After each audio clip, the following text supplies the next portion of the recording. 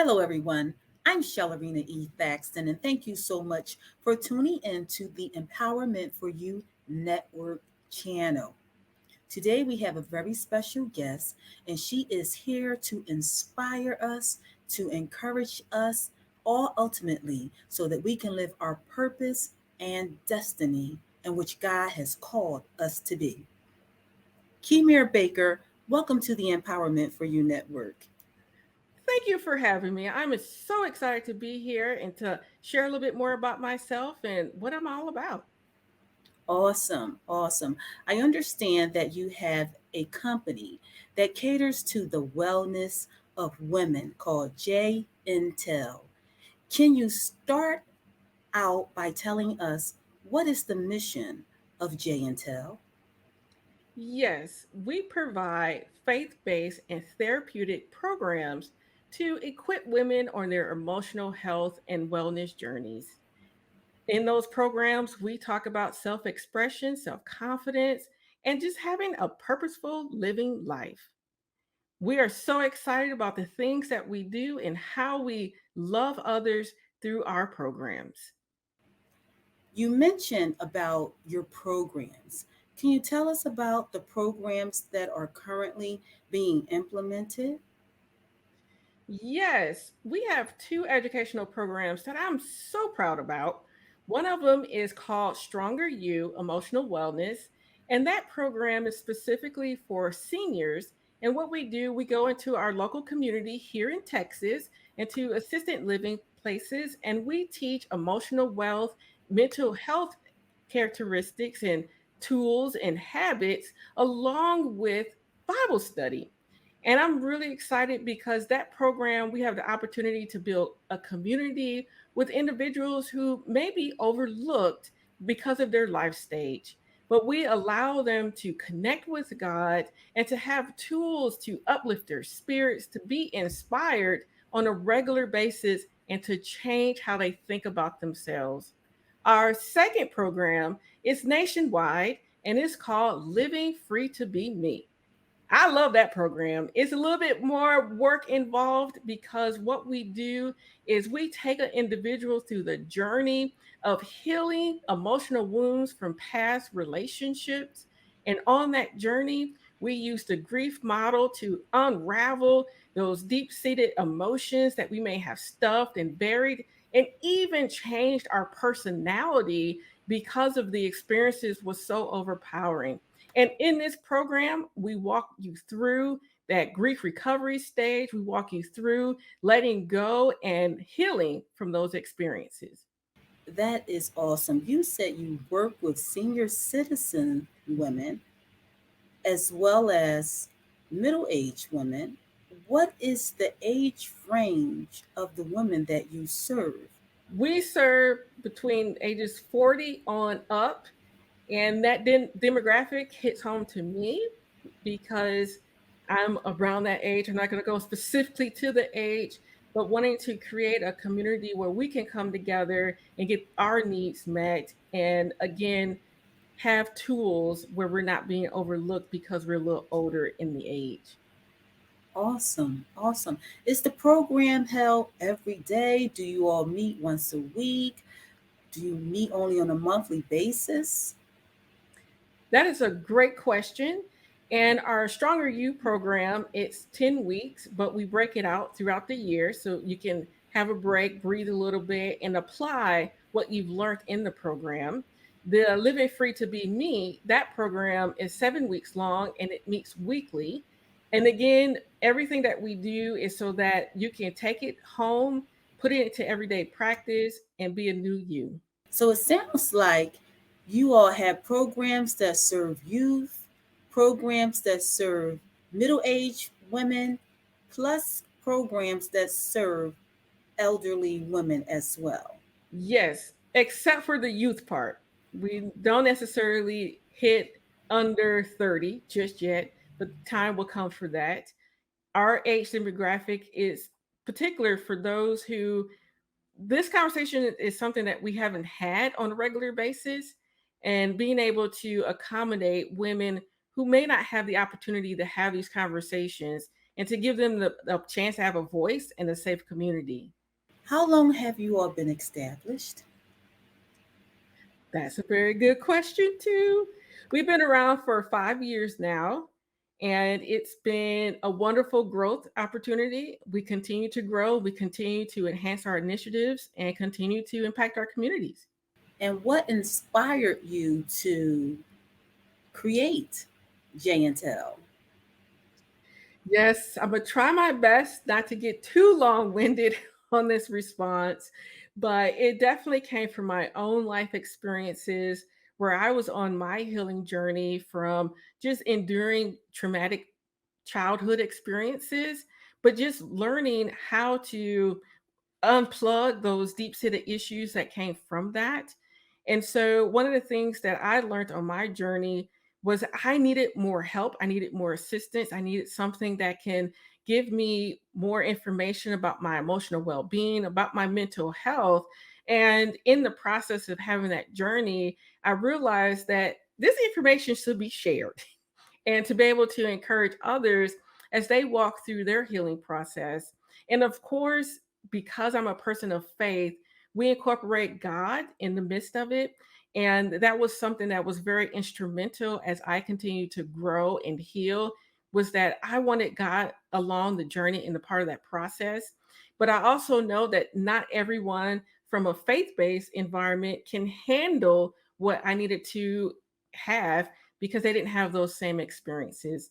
And thus, as an organization, we come together, we present God in a safe and healthy manner, removing all that stigmatism where you may feel overwhelmed and shame and guilt, and just getting to a place where we can remove that shame and guilt, connect with God, get the resources that we need for our health, for our mental well being, for our emotional well being, and being able to connect with others in the process.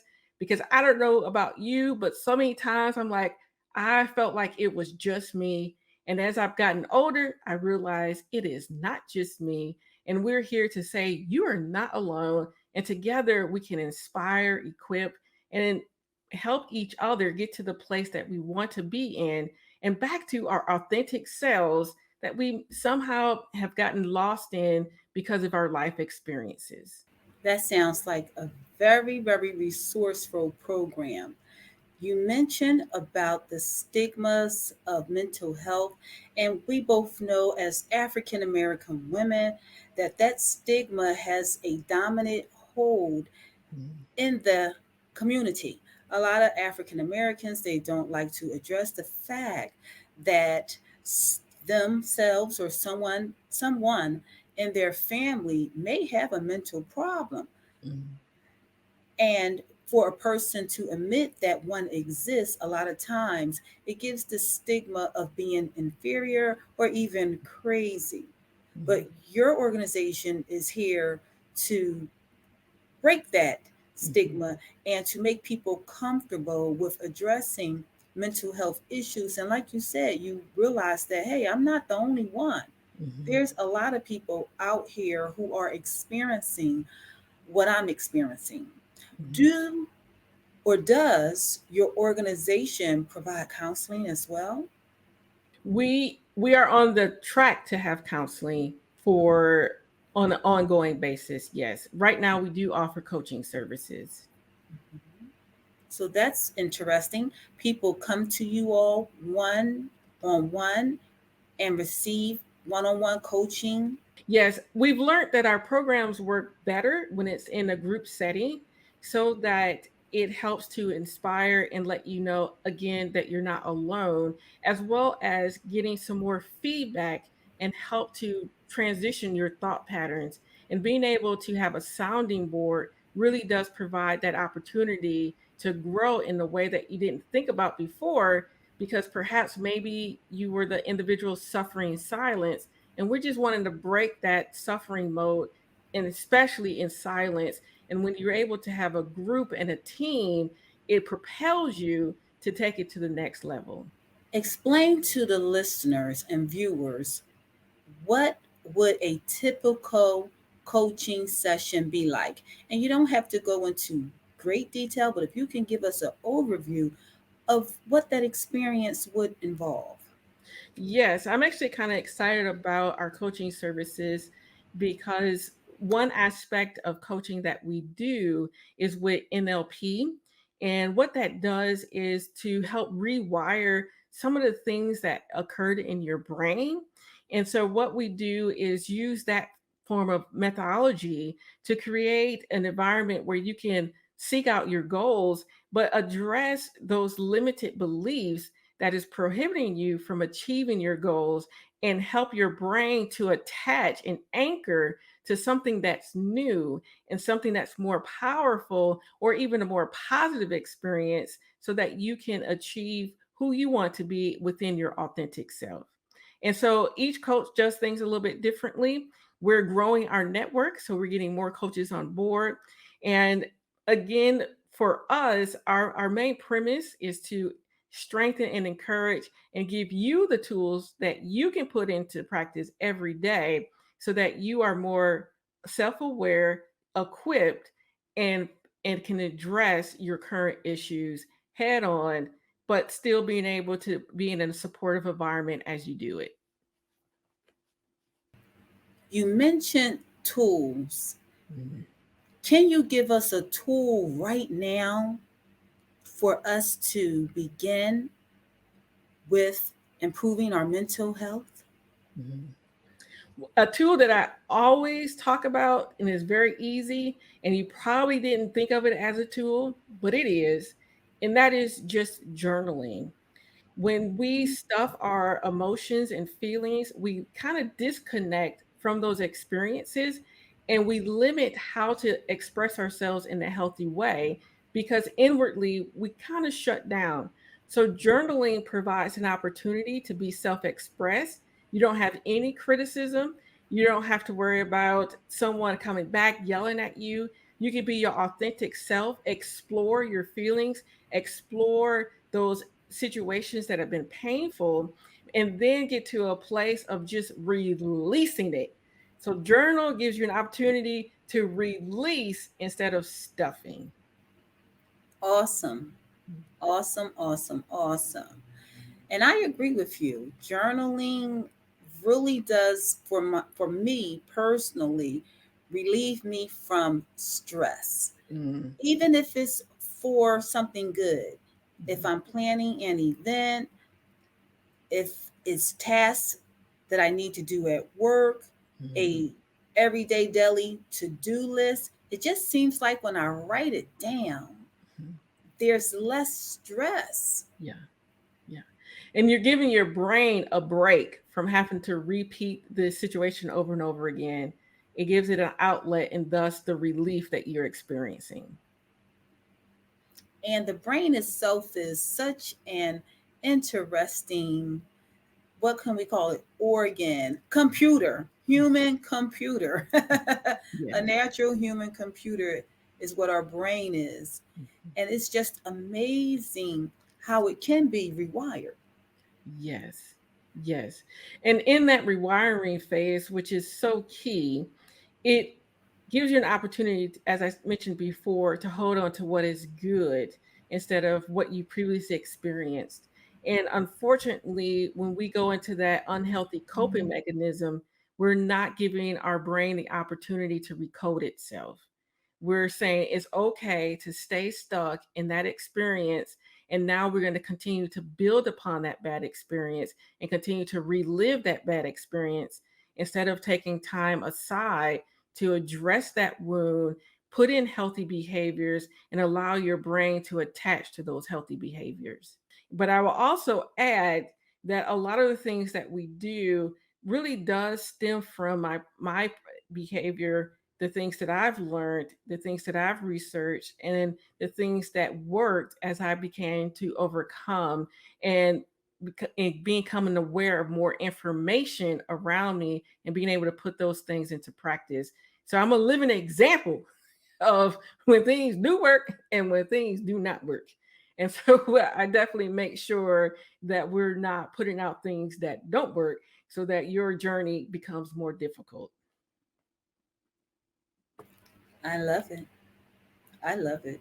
Mhm. It's just so good to know that You are an organization that reminds me of a friend, a good friend, because it's an organization that is not labeled, it's not labeled counseling, which Mhm. people get a stigma from Exactly. or relate a stigma to. Mhm. But at the same time, it has scientific approaches Mhm. that are used to reshape the mind and the Mhm. brain and the overall human living person's experience, life Mhm. experience. Mhm. So I think that that is a good marriage Mhm. between helping people overcome, addressing issues, and at the same time, helping them to develop better thinking patterns Mhm. to help them along the way. Mhm. If I'm incorrect, correct me. No, you're absolutely correct. And I appreciate how you articulate it. You did a great job in communicating that. And as an organization, that was something that we thought about very thoroughly because there is that stigmatism. And and in that stigmatism, people don't show up. People do not have the opportunity to get the help they need. And so if we're able to present the information in a way where it's insightful, where you understand that, man, when I'm done, I can do even more. I can have the life that I've been seeking. Why not? Raise my hand. I'm showing up. But if I say, let's go to a therapist and just talk for a moment, you'd be like, nah, I ain't gonna do that. But if we can talk about having a combination of you're already a person of faith, how can I deepen my walk with God and put in these principles to even create a more holistic and even more powerful healing recovery or journey? Hey, how do I sign up for that? I That sounds like something I want to achieve. Absolutely, absolutely. And I will tell you, my first experience going to therapy or a counselor, a psychologist, it was the most wonderful experience that I had ever had in my life. And I'm going to tell you what sold me. It was the fact that when I was recommended by my physician, just my medical physician, and I was telling him some things that I was experiencing at work, which were very stressful, and he recommended that I go and get counseling. And I was like, I don't need any counseling. And Mhm. then he said, it's great. You'll go and meet with a counselor, and they will listen to Yes. everything that you have to say. And Yes. when he said that, a light bulb went off in my brain, and I said, Yes. you know what, they're going to listen to everything I say without Yeah. talking. I said, I gotta go. And Yeah. I'm so glad I did. Yeah. And I Yeah. love it. And I would recommend it to anybody, to the viewers out here who are watching right now, whether you're in Texas, whether you're about to travel to Texas, Mhm. whether you're going to give the JINTEL organization a call. I would say make friends with this organization. Meet up with a one on one session or ongoing session with a coach who's Mhm. going to serve as your friend, who also will give you the results of professional counseling Mhm. and help you to think more positive about yourself. Yes, I definitely am grateful that you shared about your journey because when I had my first therapist journey, we argued the whole time. And so I bring that up because everyone has their own experience. And sometimes that initial experience, because it's new, it may not be the most comfortable. But that doesn't mean to stop. And it doesn't mean that I'm going to stuff everything back in and keep moving forward because that's not how God wants us to live. He doesn't want us to live trapped by our lives and experiences. He wants us to be released from it. So that means that, like, if you had a job interview and if it didn't go well, you don't stop going to find a job. You go and polish yourself up and you go look again. And so I share that because if it is new, Sometimes it may not be what you expect, but it doesn't mean that you should give up. But my second time around, it was amazing because I prayed through it first, asking God to send me to the right person. And the person understood my experiences and was able to help me to get through them. So I just wanted to throw that out there again so that you don't go in novice and then think, oh, I'm never going to do this again. That shouldn't be the outcome. You're absolutely right. And with that said, we have come to the final outcome of the show. I want to thank all of you viewers for watching the Empowerment for You Network. I am Shellarina E. Thaxton, the founder.